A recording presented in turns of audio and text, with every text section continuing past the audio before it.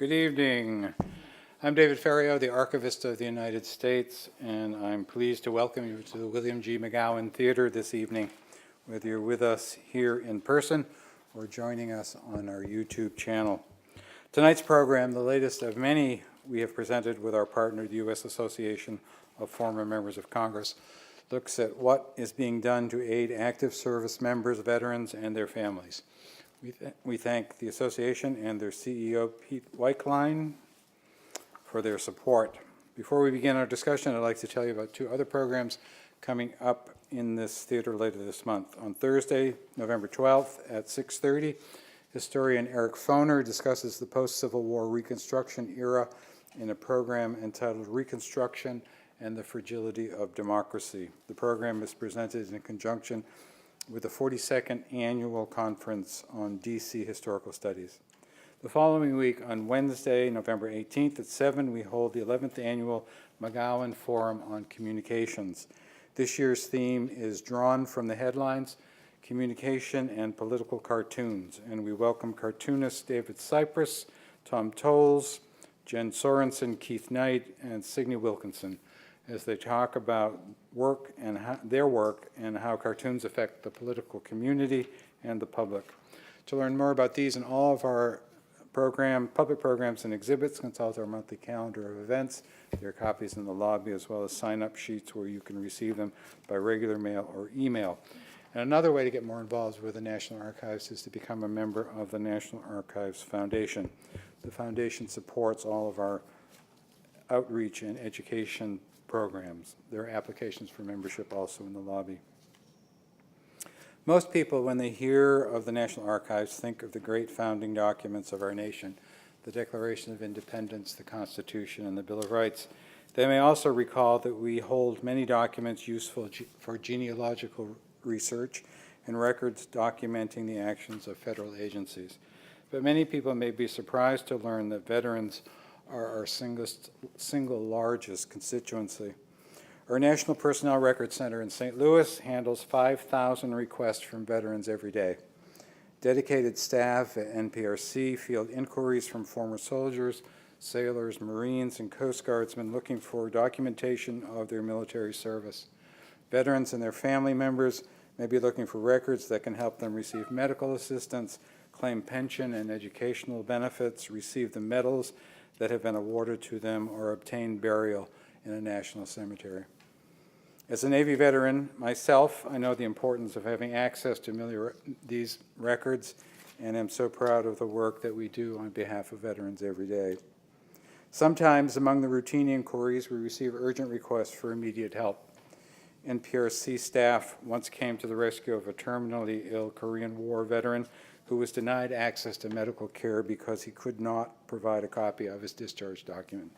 Within hours, the staff produced certification of military service by piecing together a military record for him using other documents stored at NPRC, and the veteran got his needed care.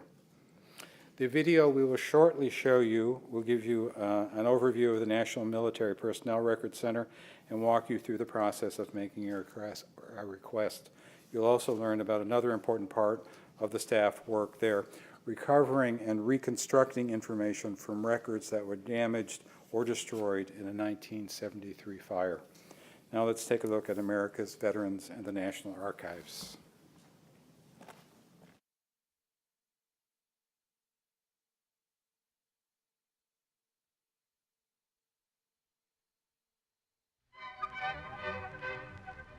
A lot of people in the public think that there's one big computer database that the government has, and all they have to do is key in your personal data and they'll find out everything there is to know about you.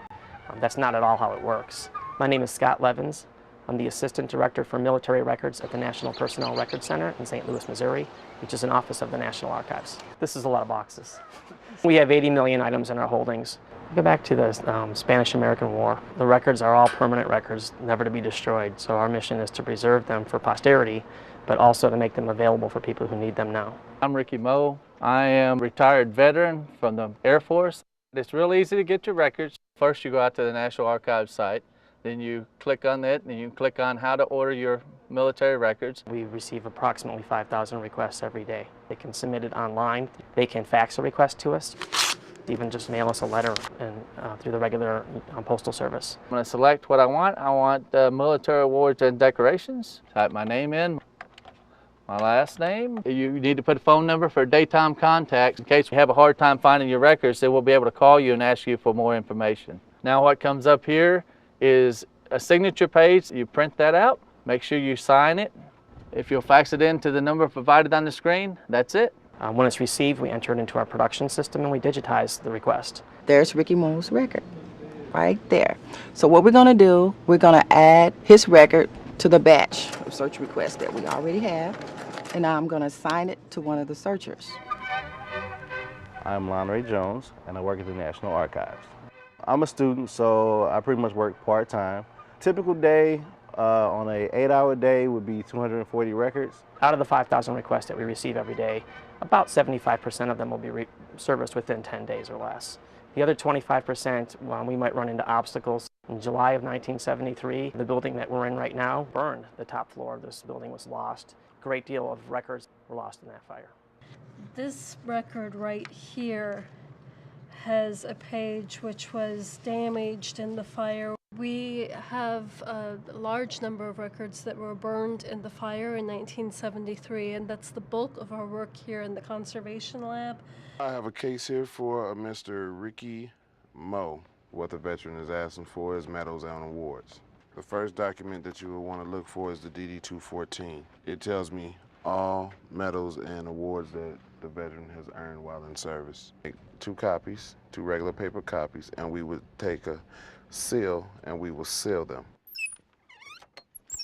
The response letter. I'm going to sign that. Now you have a completed case.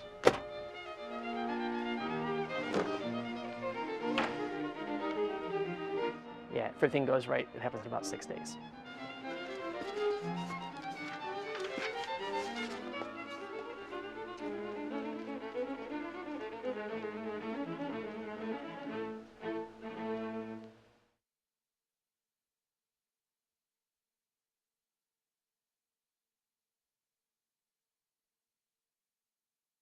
It's my pleasure now to welcome the Honorable Barbara Kennelly to the stage. She served 17 years in the House of Representatives representing the 1st District of Connecticut and was the first woman named Chief Deputy Majority Whip.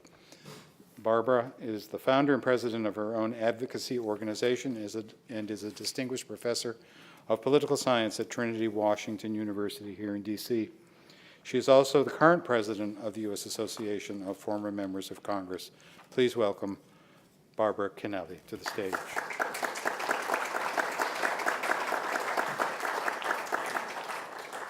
Thank you, David.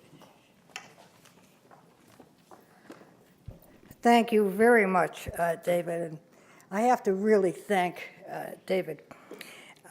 David Ferraro is the chief archivist. He's the archivist of the United States of America. He keeps in this building every paper that we can go back to George Washington and even before then. And former members of Congress have had a collaboration with Mr. Ferraro and with the archives that has been a treasure for the former members. And David, I thank you very, very much. Why I say that is because this gives us, the former members, a place to come and connect with the public and have a public audience. And then we can talk in a nonpartisan manner to each other, and we can educate the public how we can get along, no doubt about it. I also want to extend, and I'm thrilled to meet so many, of the Veterans Campaign. The Veterans Campaign is an NGO, a non-government organization, and it's dedicated to aiding veterans. And I have never saw, well, of course I have. I saw it from George Washington when he was a veteran and became the United States, President of the United States. I saw it with Dwight Eisenhower, who became President of the United States. And I saw it with so many early veterans of the Second World War who came home and had the GI Bill, and they became active in their communities. And once again, now that we have some problems, they're not going to be long and they're going to be fixed. But now that we have some problems with partisanship in the Congress, and I'm a teacher of political science at the University of Trinity over on Michigan Avenue, I know the millenniums. I know how good they are. I know how well educated they are. I know how positive they are. I know how they have no biases. But I'm so disappointed. Most members of Congress write a book. I decided to teach because I thought if I could only get a few people, a few students interested in running for public office. And now I look at the Veterans Campaign, and I think they have found something out that's wonderful. I think they have found out appeal to our veterans to run for public office. They have sacrificed so much. They know how much our country is worth. So I thank the Veterans Campaign so much for coming together and saying, you've served us, you've been so wonderful. We've always had a good tradition between government and veterans. Now is the time you can do one more thing, run for public office. And I want to tell you something. Veterans are used to stress. If you're a politician, you have stress. So you won't miss that. And I want to say that the members of Congress, our organization, we take no money from government, no taxpayers' money. We have wonderful programs between former members of Congress and colleges and between other countries in democracy building. We do a great deal. But I want to tell you right now, we need our veterans to be active in government. Because right now, things aren't exactly good. And I think any veteran could make it a lot better. Our topic tonight is caring for our heroes. And every one of you, let's give a clap for our heroes. And I'm going to call our panel together. We have a wonderful panel. I'm going to first call our moderator tonight. I'm going to call them all, and then they're going to come out and present the panel. Our moderator tonight is Robert Levinson, who is a senior defense analyst with Bloomberg Government. He is retired lieutenant colonel in the United States Air Force with more than 20 years of service. Ann Marie Buerkle served in New York as a congresswoman. She had many important committee assignments. Ann Marie served on the Committee of Veterans Affairs. She is very familiar and a good friend of Veterans Campaign. We then have Bob Clement. I served with Bob. He was a marvelous, marvelous congressman. He served as a representative from Tennessee from 1988 to 2003. During Bob's time in Congress, he was a member of the National Guard the entire time. Now, there's a congressman. Charles Eggleston is a retired Army Staff Sergeant. He has earned 3 Purple Hearts and spent over 3 years at Walter Reed recuperating from his wounds sustained in Iraq. And then we have Alison Messick, is employed at the Navy SEAL Foundation as the Director of Programs. Messick came to the foundation with more than 20 years of experience in both active duty and support services. Thank you very much for coming tonight, and what I do hope after we hear from our panel that you will take part in the dialogue in a positive fashion as we always do at the archives. But I thank you for giving your time tonight and coming. Thank you very much.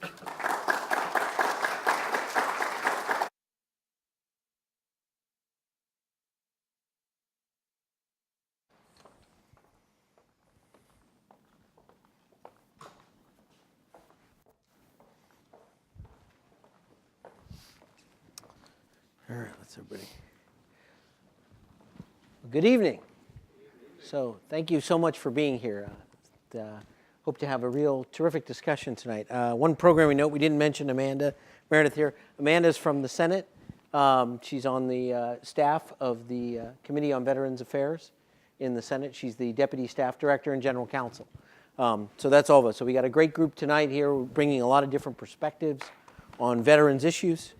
And so what we'll do is we're going to have a dialogue here for a little while, and then we'll give you folks in the audience an opportunity to maybe ask some questions. There are some microphones in the aisle.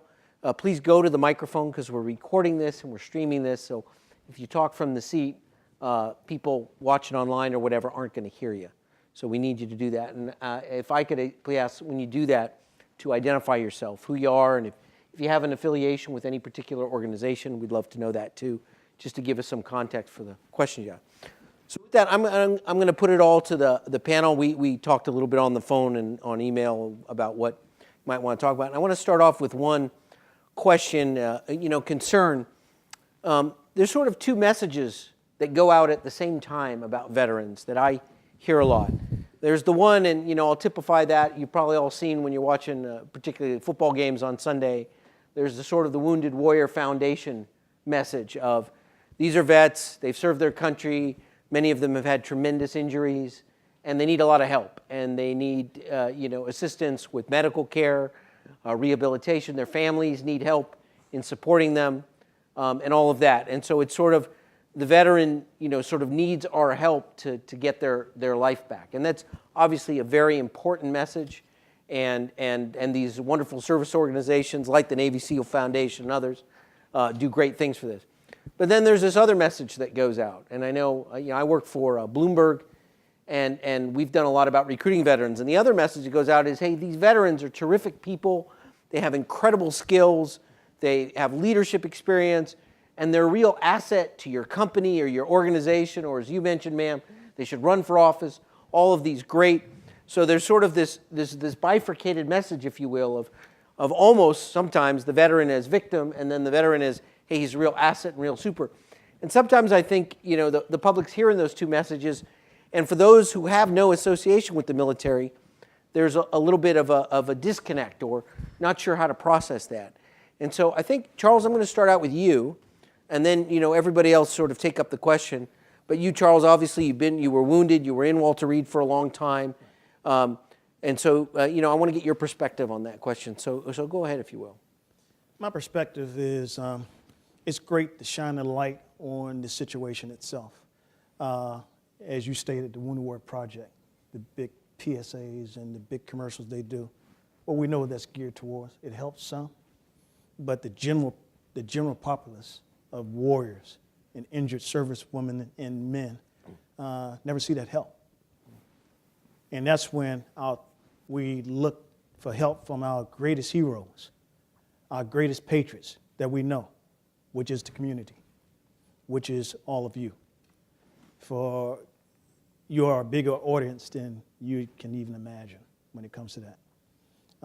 When I was in the hospital at Walter Reed, 3.5 years going through treatment and surgeries, I used to see the commercial, and all of us as wounded warriors, or not Wounded Warrior Project, but as injured service persons, when we saw the commercial, we cringed because it made us kind of mad.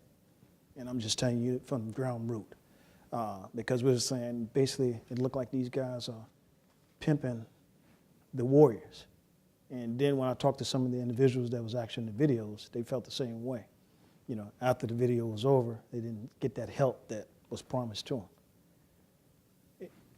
It was more help than the VA and DOD was giving to them, however, and the government. Government had assets for our community, such as the criminal assets, penitentiaries, jails. They threw gobs of money into that.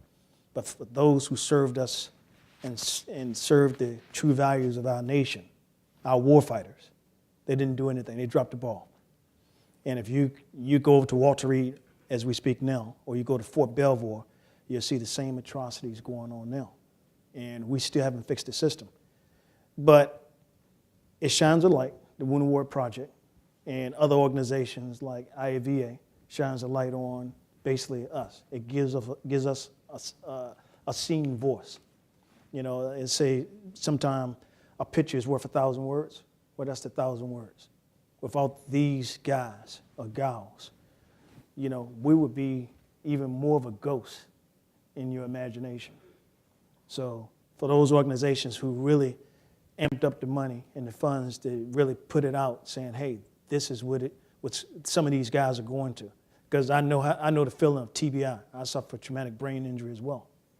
But at the same time, you just want to be acknowledged, and you don't want to be handicapped.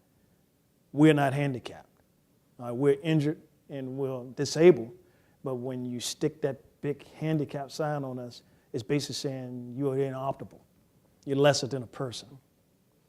So, my perspective is you don't want to ever be looked at as that, as a warfighter. So that's my spill on it. Okay. Alison, I want to turn to you. I mean, you represent an organization, and you probably deal with this all the time, because on the one hand, you're representing Navy SEALs. these are people we all know are some of the most capable people our nation has ever produced, and the kind of training that they go through. And at the same time, you also deal with wounded members. Because of their missions, they're in high-risk places, and they suffer. Some of them suffer tremendous injuries. So, do you wrestle with this sort of dual sort of message kind of an issue? I wouldn't say that I wrestle with it because I understand the significance and the truth in both of them. And I think because I work with wounded veterans, wounded active duty, their caregivers, their children, the professionals who are supporting them, I understand there is a need there. And we do understand that there is a gap there. And the Navy SEAL Foundation's purpose and primary objective or goal is to ensure that those who have given so much receive what they need. And some of them would say, there's the patriotic message of, yes, you deserve that because of what you've done, but I don't think that that's how most of them feel. They're used to serving, they want to continue to serve. And so for those who they want to get back into the force, our goal is to equip them to be able to do so. For those who have to be medically retired, and that's a challenge, yes, we want to help them face that. We believe that service members deserve a seamless transition regardless of how they're approaching it. They all entered service on a unique path. They're all going to exit service on a unique path. Our goal is to tailor that. There's a family dynamic, there's a comprehensive care and a continuity of care that needs to take place, and that means that we have to respond to both messages. We have to be able to say, yes, there are those who they need help in transitioning, whether it's because of wounded or because of service ending. We believe that support starts before they ever leave. We don't want to support you, oh, now you're a veteran. We want to support you all along the way because it's a journey, and healthier veterans are the result of healthy service members and service member families. And so we're very proud. We support the SEALs in the community, the SWCS in the community, and all of those support personnel who help them do their mission. And so I don't think we have to be intimidated because there's a dual message. I think we continue to say that we want to identify those gaps. We want to support them in their unique way, and I'm very proud that we're able to tailor that as much as we can. And you addressed, and you also addressed that it takes all of us. It takes all of us doing our part to be able to meet those needs, and I think we're at a very crucial point where benevolent organizations partnering with, kind of under a collective impact model where we're mutually reinforcing what other organizations are doing. We're reinforcing the voice of the service member and advocating for them when we can. We're working alongside the VA and the DOD and understanding that doing it together, and when other foundations put out that clarion call, whether it's for a caregiver or a veteran or active duty families, children, whatever, that we all respond with our mission profile. And so I think embracing both messages, being comfortable and confident in our mission to address both messages and help service members get that job. These are stellar people. They have led since they were 18, 19 years old. They have seen adversity. They are not afraid. What they may be is intimidated by something that's new, especially if they've spent 20 or 30 years, giving their all and living in a certain culture. But we're here to help them. We're here to help them meet that challenge, and they do so, and they do so very well. And so for those who are looking to hire veterans, I would say keep on. Thank you. We need you to do that. And if you have questions about how to do it well, there are numerous organizations who can give you that information. And so thank you. All right, I'm going to turn to the three of you on the other side. Give us, whoever wants to take a shot at it, some perspective from how this translates on the Hill and in time in the Senate or in the House. And what that all means. So when I was in Congress, I served as the chairwoman of the Subcommittee on Health for Veteran Affairs.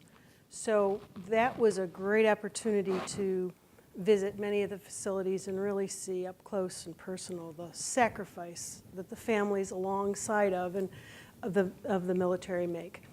But we also saw the gaps and the issues that exist today really have gone unresolved with the VA system. And we saw many, many, many veteran service organizations step up to try to fill those gaps.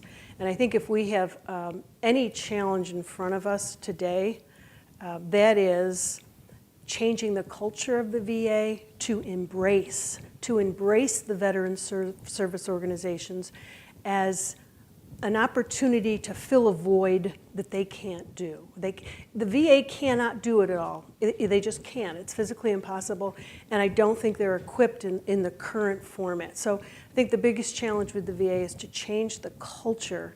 And I am very fortunate. I come from an area, upstate New York, where Syracuse has a wonderful, our VA will refer patients to maybe a non-traditional, we have Clear Path for Veterans, which is a magnificent privately run organization.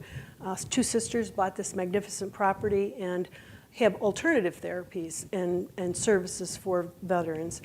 And our VA embraces that, and so they will refer patients there.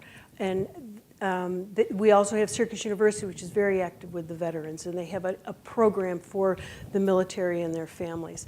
And so that is, I think, should be the model, because no one organization, no one government agency can do it alone, nor should we, nor should they try. And I think if we think of our relationship as a reciprocal, so we have men and women who step up in time of need to defend our nation and our freedom.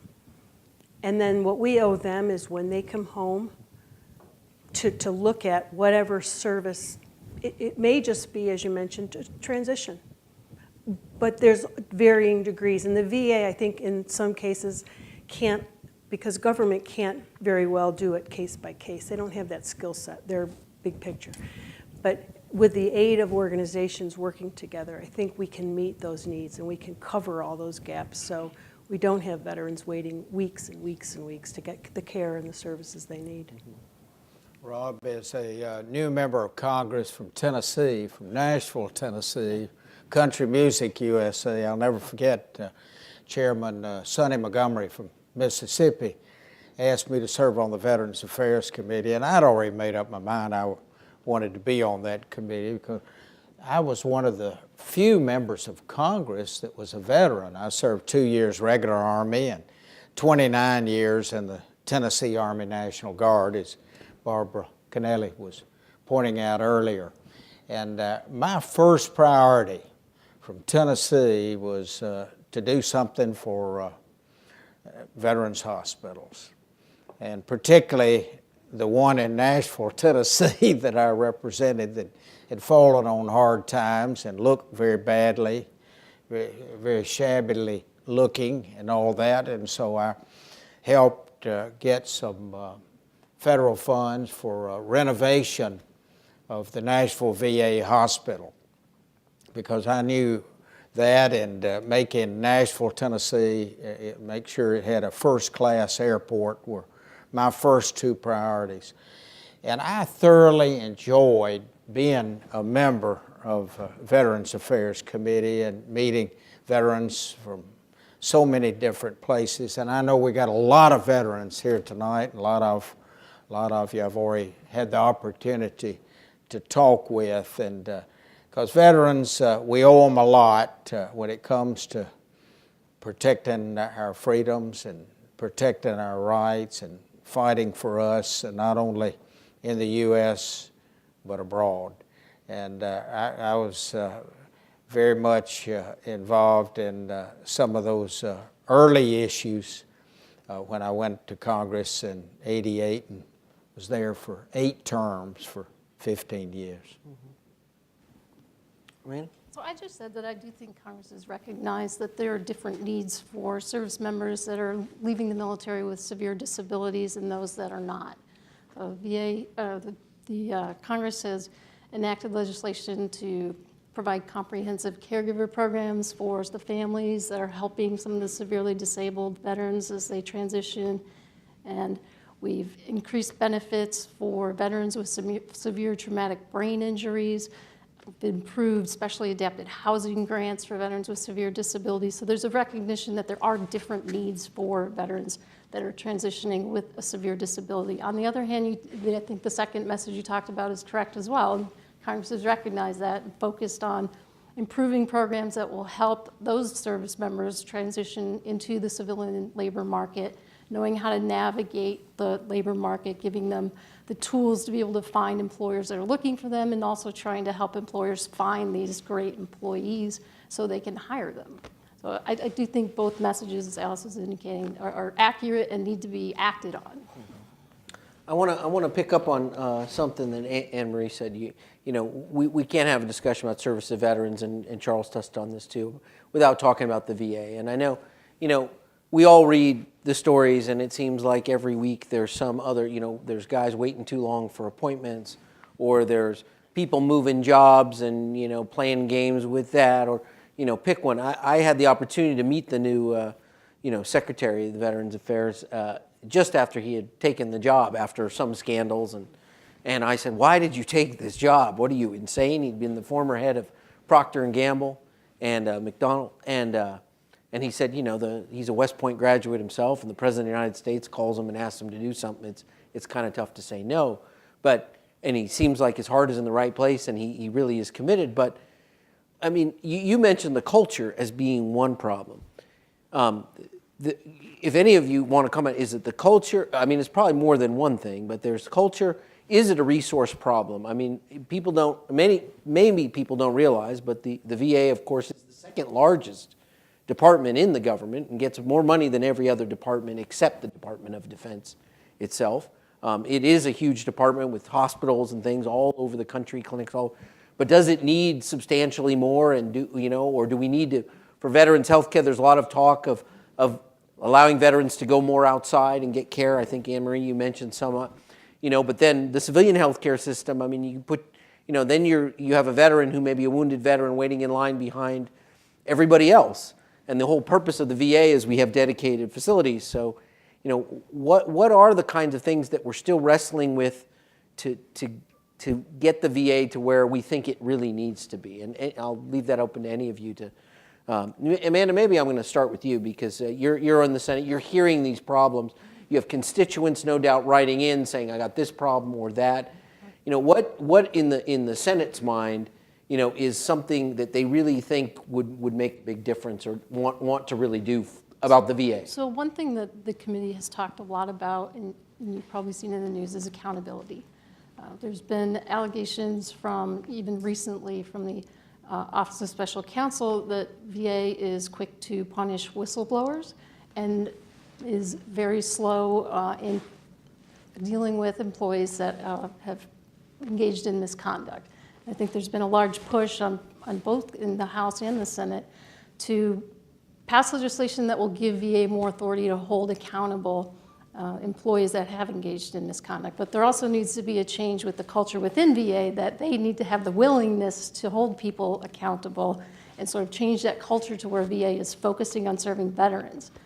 We had an incident recently that you may have seen or heard about at the Veterans Benefits Administration, where senior leadership engaged in this scheme where they were transferring themselves all around the country and using the transfers as an excuse to give themselves additional pay increases and relocation bonuses. No indication that this was in any way intended to help veterans. It was, they admitted, a way to get around pay freezes and restrictions on bonuses. So you need to, first of all, hold people accountable, and our committee wrote a letter to the secretary asking him to hold people accountable.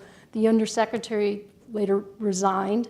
They announced last week that at least 2 more people have had punishments will be taken against them in light of the scheme. But you need more of within VA being able to, a willingness to hold people accountable, but also give them the tools that they need to fire or demote if they have to. And we had the acting undersecretary testified the other day that it's almost impossible to fire a GS employee.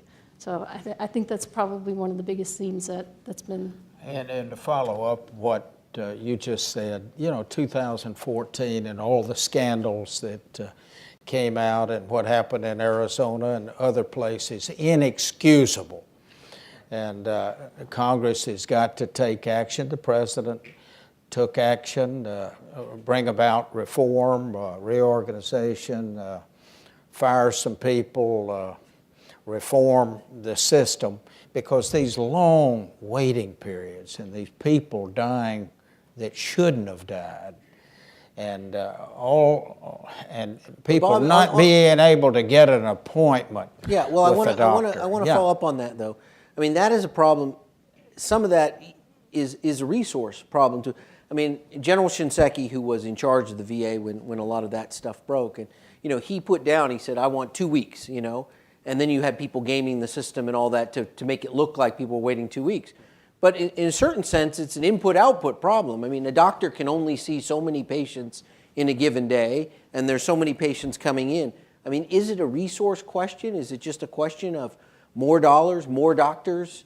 Or they tried, I know they've got this program now where you can take your card and you can go. And I think Congress, correct me if I'm wrong, I mean, it put $5 billion towards that program, and most of that money's not getting used. I think less than a fifth of that money is even being used because the veterans, for whatever reason, either don't want to or it's not usable to them to actually go to a civilian provider. So is this a resource problem? Let me speak on that part because I have an upcoming surgery in a matter of months. And one of the first things they said because we have the schedule so far out, you have this option to go online and you can just seek your own physician, outside physician.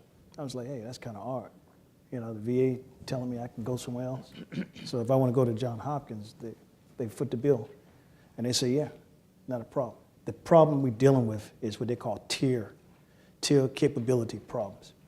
The secretarial level has no communications. When they dictate something, it doesn't go down to the director's level of the hospital facility. Case in point, I dealt with a situation that was in the hospital where me and a director from another hospital, VA facility, we were sitting waiting for an appointment, and 2 of the workers just went at it, fist fighting. So both of them should have been basically fired at that point. And we did all the paperwork, passed it through the director of the hospital, DCVA. He acted on it, I guess, and it just stalemate. I ran into the individual. They just transferred this other individual who straight up, it was a male who punched a female in the face pretty much and started fighting like it's the Rambo and the Rumber type of deal. They transferred him to Martinsburg, PA, to the Martinsburg VA system. So in a case like what we was talking about, we should have the capability of what they call transit communication. If the secretary or the other secretary said this needs to happen, it needs to go down. And all these guys need to be capable of getting this information. It's too easy for a VA employee to say, I never got that information. Well, too bad. If you don't read your email and it says, you will be fired for this, well, that's boo-hoo you. The unions supersede everything inside the VA system. That's what you have to understand. Until you hold the unions accountable and basically smack the unions upside their heads and say, hey, you can't do this. You don't supersede our recommendations. And that's what's holding up everything with the hiring and firing type of deals, is your union fight. And the only reason I see that, because I fight for other veterans. One thing I said when I was coming up through the storm, when I was injured, and so injured that I wished death on myself. I was just waiting to die to take the misery from the rest of my family. Is if I would get over this hump, I'm going to help the next man or woman, and I hope they help the next man or woman, and so on and so on. It should be like a wildfire. But you don't see that too much. So I keep on pushing, I keep on doing, I keep on energizing and interjecting certain fights, just to diffuse it, situations. Seamless transition, it sounds great, but it's no such thing as seamless transition. Let's be real. And this is a big break that Congress started themselves. It's a great division from the pay itself. With me, when I went through my seamless transition, it was a 2-month break in pay. And I never got the pay back, didn't worry about it. I just wanted to pick up the pieces, as they say. So that's just something to walk along with as well. Ann Marie, I think you had a... I did, because the question is it a resource issue? And everyone's so aware of the partisan politics that go on. It seems like no one can reach an agreement in Washington. Member wanted 2%. People work cost, so they they were on come to but work. Still pay over budget. Forges that, but home has been a good experience. And he being broken. You have to have an honest, the pros and the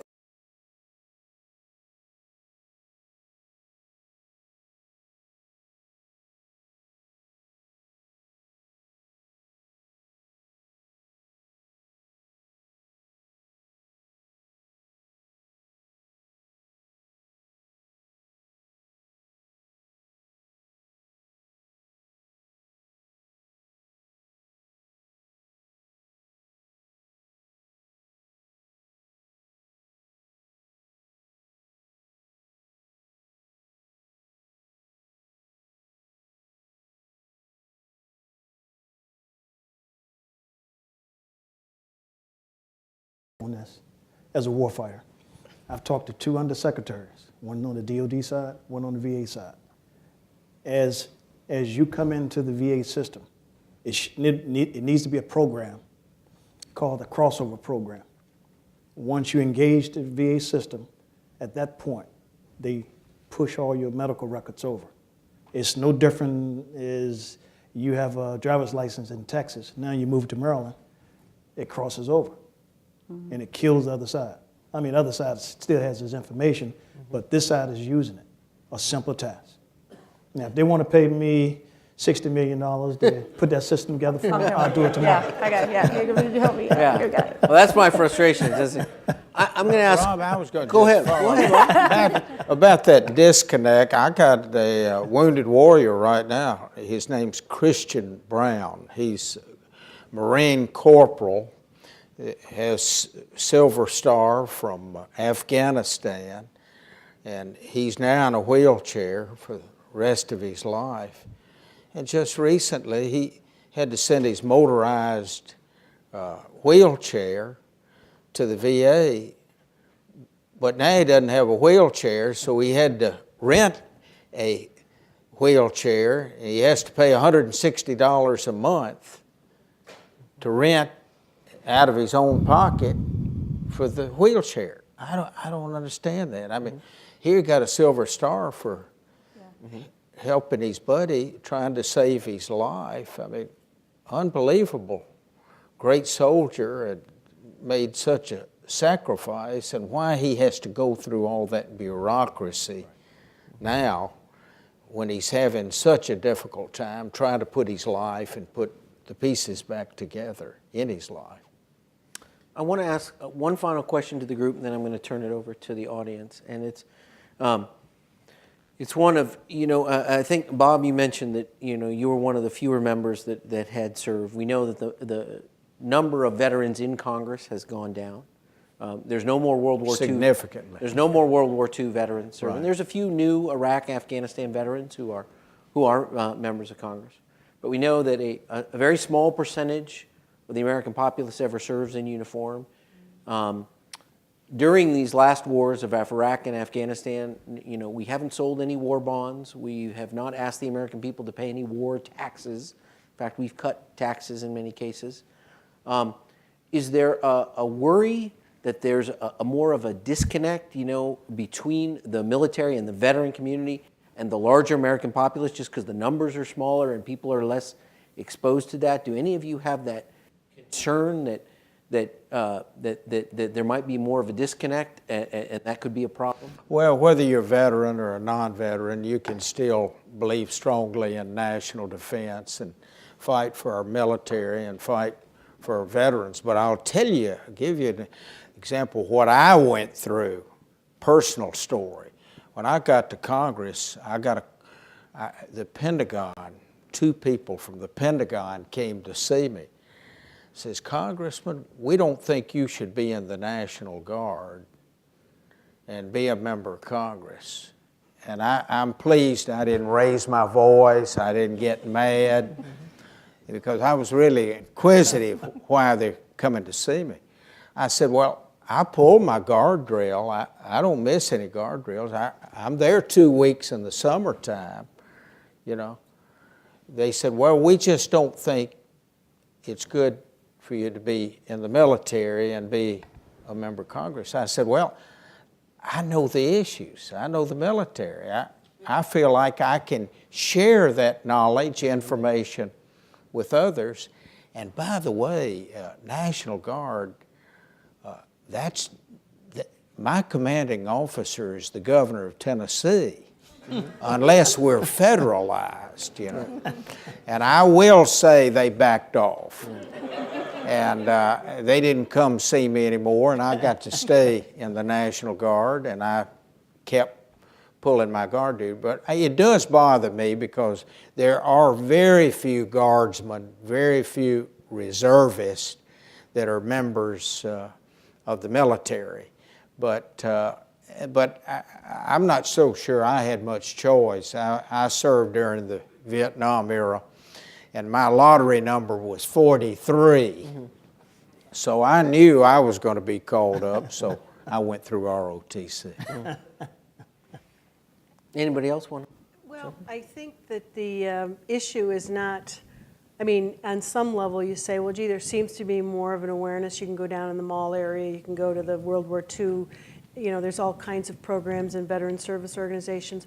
But I think that the real, if you ask a veteran and they feel that there's a disconnect, then there's a disconnect. It's not, you know, really isn't up to us. It's up to that person who tried to figure out their way through this maze of a system, or someone who's been frustrated, or someone who's had to just has run into these obstacles in trying to get the care that they deserve. And so I think that if you talk to one veteran and they have been frustrated by the system, then there is a disconnect, and the system needs to be fixed. Yeah, I believe it's this. I didn't want to take someone's spot. I believe it's a great disconnect. Case in point, and I want to go back to what a status I always hear: 22 a day. Well, that was taken out of a symmetry of 27 states. That's right, 22 states. That's a very good point. Yeah. All right. Yes. Yep. And I said 27 for the good of the order. All right. That wasn't taken out of 50 states, or not even. So the problem is worse. Is basically absolutely worse. Yes. It sounds, if they said, "Hey, we lose 100 a day," that sounds egregious. And what are we doing? And we got to fix this. But 22 a day, we can deal with 22 a day. 1,000 a day, we can deal with that. We have more concerns in the U.S. in affairs in other countries than our own country. We have more concerns in the U.S. With planets, other galaxies, than we do in our own affairs in the United States of America. We have concerns with our penitentiary systems, as I stated before. And the reason why I say that, if you look at two different budgets, we put a lot more money in incarceration than we do in the health and welfare of our veterans or returning service persons. All right. On top of that, look at the symmetry. World War II, 12% of our population served in the military. Now, what do you think the statistics is now? Less than half of 1%. So, is it an awareness piece? Absolutely not. If you look, the only awareness piece you may see is during Memorial Day, Veterans Day, or maybe NFL. NFL does a great job, the greatest sports job for the veterans, because I see more veterans-driven commercials during NFL games. Case in point, if it wasn't for the Military Order of Purple Heart, I probably wouldn't still be alive, because that's the first time I had a team of guys. And I think World War II, definitely think the Korean, and especially think you great guys from Vietnam. You guys became my new father, my new mother, my greatest mentors, because you told me the steps not to walk through. You showed me the light at the end of the tunnel. Most of us think like I'm thinking. We were, as injured personnel, we're blind. We don't know what's going on around the next corner. And these personnel inside the DOD system know that. These personnel inside the VA system. And the bad thing about it is more non-military personnel that are aggravated against us. You know, I've sat there and I'm waiting for an appointment, and I'm not going to tell you which side of the system I'm on, because it happened on both, the DOD as well as the VA. And this was and I asked the person, I said, "Have you ever been in the military?" "Hell no. Why are you worrying about it?" I said, "Really? All right, no problem. You guys are just baggers all the time. You bag for everything." I said, "That's good to know. I was just asking how long it's going to be for my appointment to come up, because I'm already an hour past due for my time. And I just want to make sure y'all didn't cancel me out. Because if I show up 10 minutes late, they'll cancel my appointments and put me down as a no-show. Of course, you know that. But they can be 6 hours late getting to you, and there's no problems with it at all. So we have to do something, and I'm begging the Congress side of the House, because we have great guys in the Congressman side of the House that I work with that are great vectors in this field. But we need more of those guys out there that be the voice for the small team as myself. You know, believe it or not, as the famous quote is, no person who's gone to war come back unwounded. As they say, you know, of course, if I got injured in combat, I've seen things that you couldn't have dreamed of seeing in your worst nightmare.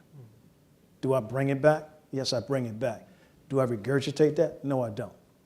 If I acted out the way my mind say act out sometime, you couldn't have a prison that hold a bunch of us. Do you want to push us to that level? No, you don't. Is it effective to coddle us? No, it's not. Just treat us like normal folks. Stop treating these service person, returning veterans, and these wounded entities. Because I have friends that are quadruple amputees, no arms, no legs, and we sit back and joke and talk junk to each other. And a civilian, and I'm not putting civilians down, will come in and be like, why are you picking on this guy? You know, he's a wounded warrior. I turn around and go, really? And he go, really? Who's the wounded warrior? You and our business. But at the same time, we just want common respect. Treat us as normal. Don't treat us as a bad entity. And I think what's happening now with most of America, because they are so dissociated with the veterans community, or is it called the warfighter community, because they glamorize everything in the movies, on television. The American Sniper, I felt like I was looking at Homer Simpson when I looked at that. That is not the way we react in war, or we all will be dead. Hamburger Hill, as one of my gentlemen was talking to me about, you know, that's, you know, certain, you know, when I was in Iraq, I seen a part of Apocalypse Now, and I say, man, I couldn't believe this. You know, travesty and tragedy hand in hand, but it's so beautiful. But you have to think, you know, just show care to your fellow man and your fellow woman, and you'll get care and love back. You can't aggravate these returning veterans and warfighters and expect these guys to give you a holy smile and a firm handshake. That doesn't happen. And sometimes I slur my words because I have a traumatic brain injury as well. It's not intent. You know, I'm not picking on these Tennessee guys, you know, with that famous slang. But it's just reality. And I deal with that entity, and I just learned to love and enjoy life itself. So that's why I say to the American public, just learn to enjoy life and take care of each other. We need the American public, and we need collaboration. Like we collaborate with the Navy SEAL Foundation, Purple Heart. DAV collaborate with us. You know, we have different organizations that we need to team up and take the burden off the VA and the DoD system. You know, and that's what it's all about, collaboration. Once we sit down at a round table, a presidential round table with the tops, and say, hey, let's work on a collaboration program, we could fix a lot of these problems. It's not about the numbers at that point. It's about the energies that's out here.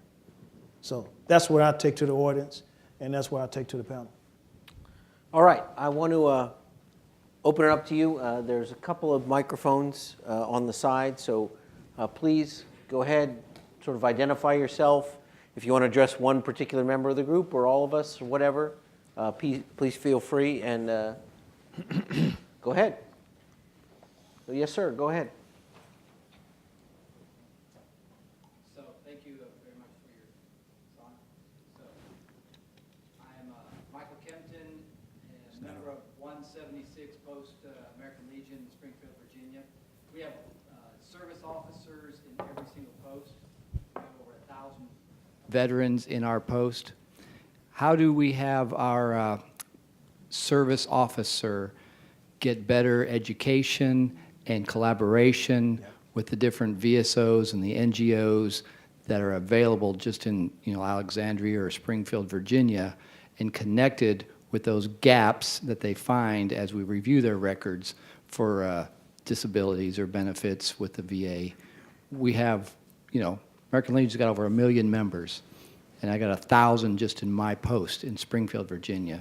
How do I help them connect with all the other VSOs? How can we train our service officers or educate all the veterans who aren't members? They don't even have to be a member. All you gotta do is show up and we will review their records and help plug them in, but we need to know how to collaborate and connect. How do we get those connections? I don't know. Anybody want to offer some perspective? Alison, I mean, you have an organization. So I'd be more than happy to give you my card when we've concluded this so I can provide you that information via email. We have an awesome connection with the VA, and that is where I've seen some of the most progress is in records review and in connecting people across different organizations regardless of service, and so I'd be more than happy to provide you with that information. It's working. I'm watching it work across VSOs, and it's remarkable. And I believe what you're basically getting at is you would like to see some type of mandate on the federal government side saying, hey, let's have a roundtable so we can have a process so no one gets it wrong. So basically all the NSOs are on the same page of music when it comes to, hey, how do you look at benefits? How do you assess benefits? The problem we have is the American Legion can look at a record different than the DAV, than the Purple Heart, because we have different training practices. But it needs to be a federal standard, best practice for the VSOs. I get what you're saying, and that takes an act of Congress to make that happen. All right, well, so you've got a to-do list there, Amanda. Fix it. Yeah, go ahead, sir. Hi, my name is Michael, and I'm a concerned citizen. I'm not a veteran, but I help veterans as part of my job. I think this is actually symptomatic, especially we're talking about the wars today, Afghanistan and Iraq. This disconnect, as you put it, between the people and the and the veterans. I know a lot of veterans who would like to know the truth about why we got into some of these wars, similar to the Vietnam War. Yeah. So I definitely want to bring up why 28 pages from the 9/11 Commission, the joint inquiry into the attacks, is redacted in full. It's been held in full, has to do with foreign government knowledge funding of those attacks. There's a Senate resolution 1471 that calls for the president, requires the president to review and release this information. I think we especially owe it to the veterans. All Americans, but especially the veterans, need to know this information in terms of so there is not a falsified by omission record of foreign policy and so I just want to, for more information, 28pages.org is this site. Amanda, do you know anything about this in the Senate? Or I'm not. I've heard some about the 28 pages, but I'm not familiar with the legislation. Well, the public has a right to know, need to know. I know, I served during the Vietnam War, and I didn't go to Vietnam. I was on my way to Vietnam, but my father was killed in an automobile accident, so they took me off orders. I felt like in Vietnam, this is my personal opinion, we were fighting a war of containment rather than a war to win. Or just like in that second Iraqi war under George W. Bush, we should have been more patient and we shouldn't have been so trigger happy. And I think we could have had very well different results. But even saying that, we live in the greatest country on earth. And yes, the United States has made mistakes. Yes, they've disappointed us, and a lot of times we have to fight for in order to get to the truth and all that. But considering what we have in the United States versus other countries, God bless America. Well, and I do want to bring up one point that I think is always worth bringing. And I think, you mentioned you're from the Vietnam era. And one thing I think that America has learned, I mean, the Vietnam War was a very controversial war, and unfortunately, we saw that some of that controversy got reflected on the men and women who fought it. People's feelings about the war translated. And I think, and I definitely saw this with Desert Storm and with Iraq and Afghanistan, I think we've broken that problem. That regardless about how people feel about the Iraq war particularly, which is controversial, the American people have understood that no matter what we feel about the war and the politics of the war, the men and women who served in the war did what their country asked them to do, and we're not going to, project any of those feelings about the politics of the war on those people. I do think that is one, because we saw in Vietnam it happened, and I think over time the people recognized that was wrong, that those men and women went because their country asked, and they didn't go because of the politics of the war. And we know that it's true, and I think Charles will attest to this, when you're out there in the field, it's got nothing to do with politics. It's got to do with the guy next to you and taking care of him, and him or her taking care of you. And I do think that we've all, as a country, we've grown from the Vietnam experience, really, in that sense, that everybody, as you say, Ann Marie, these things are the most bipartisan things you get on Capitol Hill. People can fight about lots of stuff. But about veterans, they don't fight in partisan ways. They fight about issues, but they don't fight about Republicans or Democrats. They all want to do the right thing. They might disagree on what the right thing is, but everybody's got the heart in the right place, I think. Sir, go ahead. Hi, Bruce Guthrie, retired federal bureaucrat. A question totally from ignorance. My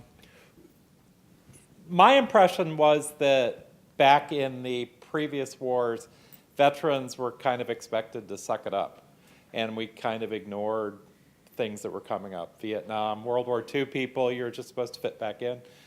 Vietnam, we kind of wanted to ignore you. My thought was that veterans are actually being treated better today than they were 20 years ago. Is that my mistake, or is that is that a consensus? I mean, I realize there's still problems, nothing's perfect, but are veterans in general being handled better, treated better? I think from a medical point of view,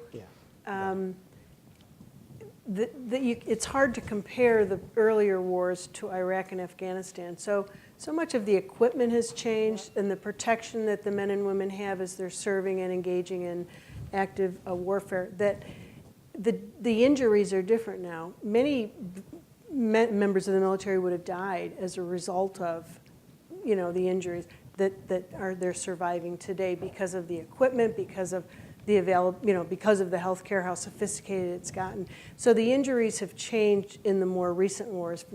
Men and women would have died in previous wars, and now they're surviving. And they're complicated injuries, and they're mental. They're the healthcare and physical and mental and emotional issues. It's just much more complicated now, I think.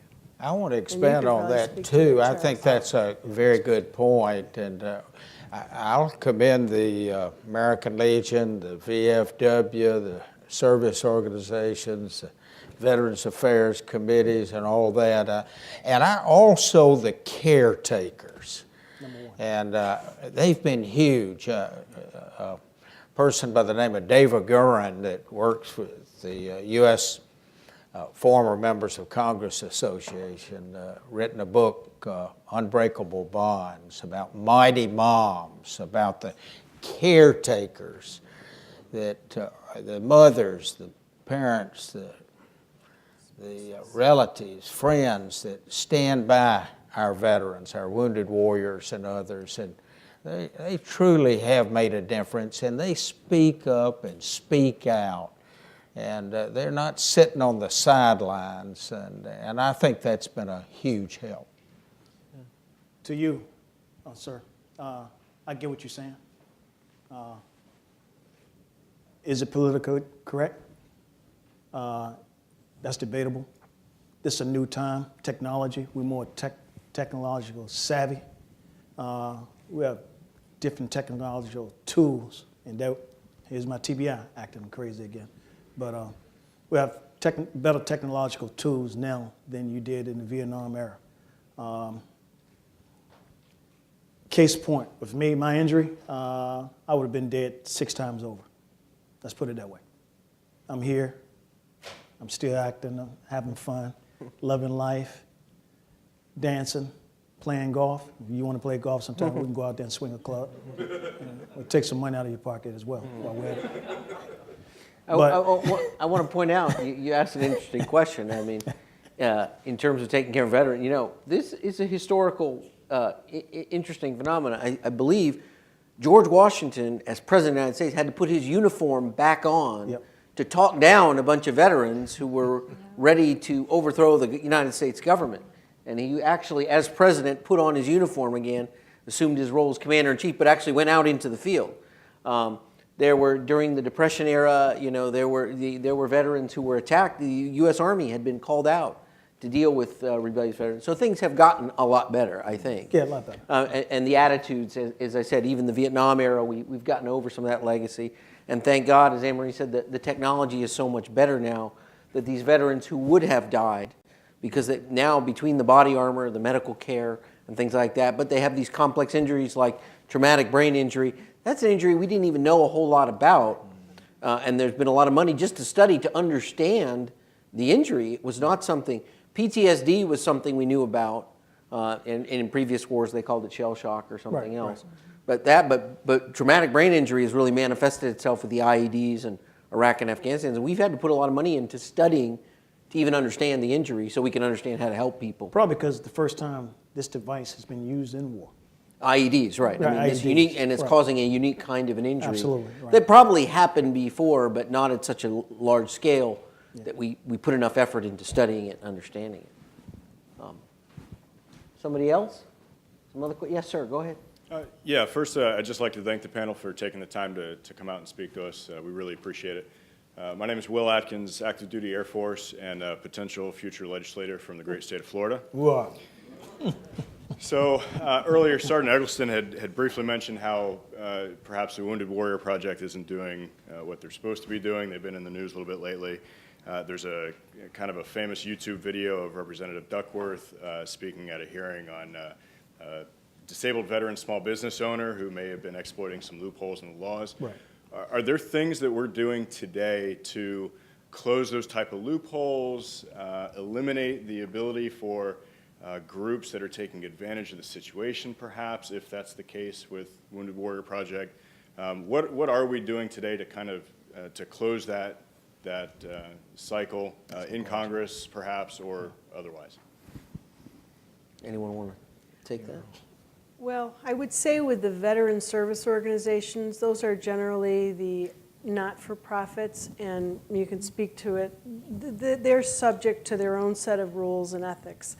And that really isn't for, and I'll speak from the Veterans Administration point of view, that it isn't something for government to oversee. There are laws on the books that require certain behaviors and prohibit certain behaviors, and so they're subject to those.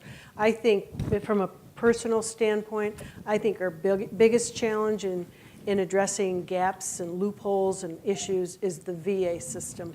That I think if we could get that system on track with the amount of resources that are put in towards that effort, if we could do something to change that culture and to address that issue, I think we'd be in a far, far much better situation. And as we've already talked about, getting DOD and VA electronic medical records to talk to one another. So there is that, works towards that seamless transition. But I think that's our biggest challenge. But of course, with any non-for-profit, you always have the risk that they lose sight of their mission, which you could say some in the VA have done. They've lost sight of their mission, and government oversight needs to fix that. And I want to point out, and I also want to encourage our veterans like you and others to run for public office. We've got too many veterans, got too many citizens of America that are shying away from politics and the political process, and that's unfortunate, and that's a real tragedy. And democracy is being threatened because we've got so many people that have become spectators rather than participators. And I know it's difficult these days, and I'm one of those people that want a limit on campaign spending. Give the average person the right not only to run, but to win. And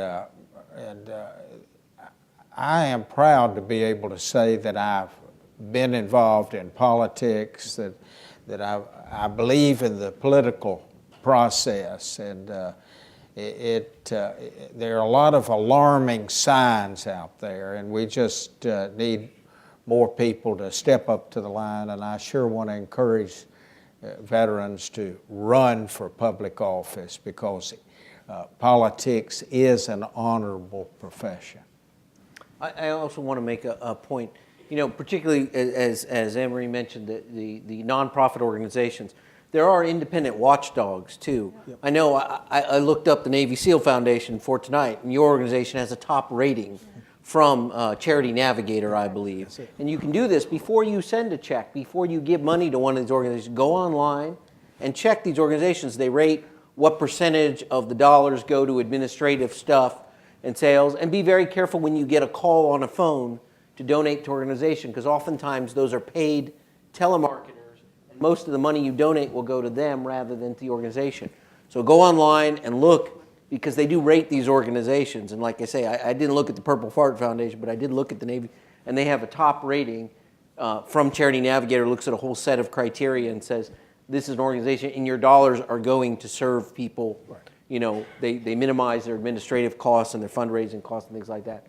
So take advantage of those when you send your dollars to organizations. I have done that before. There have been organizations I saw on TV and looked them up and said, oh, let me find another one because this one really isn't so great and my money is not going to be put to good use. And thank God there's organizations out there that are just rating these other service organizations.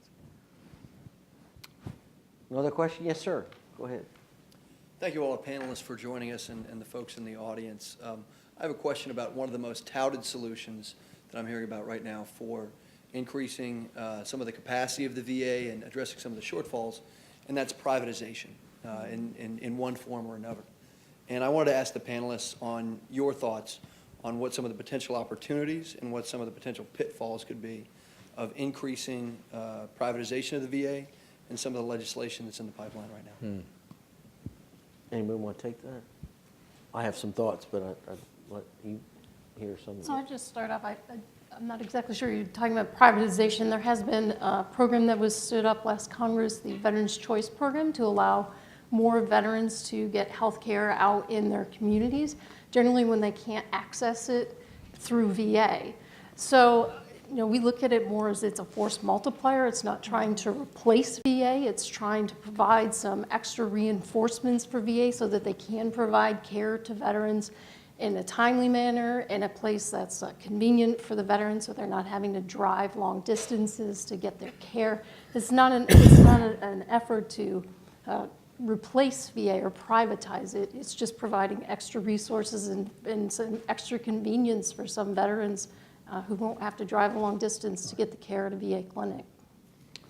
Yeah, I mean, my thought, and I've heard various proposals. I've heard people say, all the health care at the VA, they ought to just just give veterans the money and say, go out and get your health care. No. Well, look, the civilian health care system is not perfect either, and I use TRICARE, but I have friends who use, and they got to wait for appointments too and things like that. The purpose of the Veterans Administration was to set up a dedicated, medical infrastructure to deal with veterans. Right. And I like your idea, Amanda, of yes, if there is a capacity problem and the private sector can augment that when necessary, but you don't want to just push all of them off on the private sector, because then again, they're standing in line with everybody else. And I think we recognize as a country now, we owe veterans something else rather than just having them stand in line for their health care by everybody else. And so there is a concern that, and the VA, for all its problems, does by and large deliver terrific care to lots and lots of people. And yes, there are many problems, but the civilian health care system is not perfect either. And I think any of us who've had any experience with health insurance, civilian health care, would attest to that. And you know, taking a veteran and transferring to the civilian system doesn't necessarily help him or her. One of the things I'd like to see with the VA is to do, you know, a BRAC review like they do with military bases, and identify what it is the VA does well.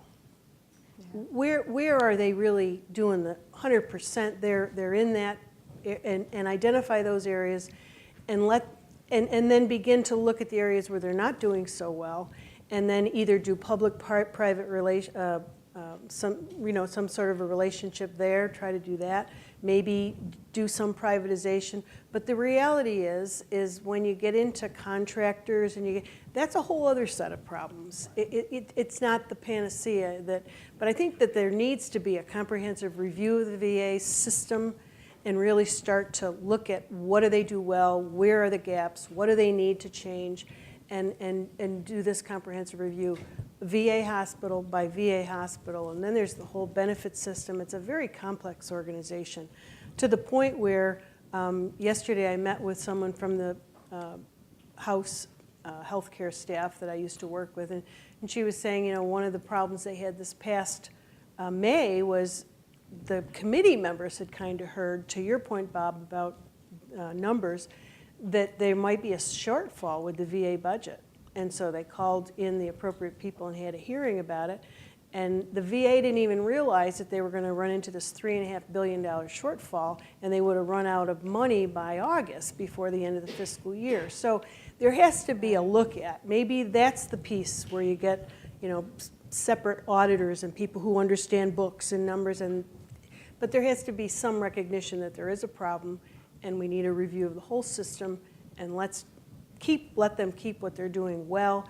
And to Bob's point, you know, the VA system there are a lot of good medical pieces. There's state-of-the-art traumatic brain injury centers now. There's state-of-the-art, you know, how to treat concussive injuries. So there's a lot of good things about the VA.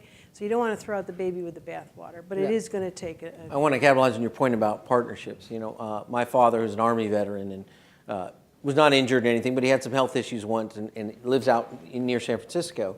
And he went to get some care from the VA because it appeared to be a service-connected type of medical issue.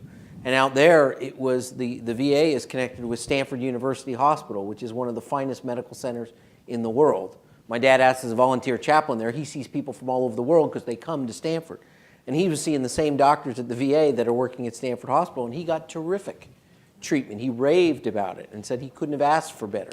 And so there was an opportunity where the VA was partnering with a major medical center of top-notch people. And there's probably more opportunities to do things like that. You know, take from the private sector, take from the civilian healthcare system, and partner in creative ways. I think, like I said, my dad's experience was wonderful.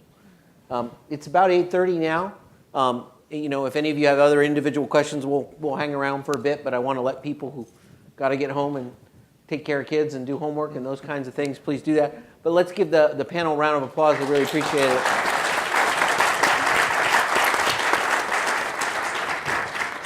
Thank you all so much for coming. Great. Thank you. It was perfect. Oh.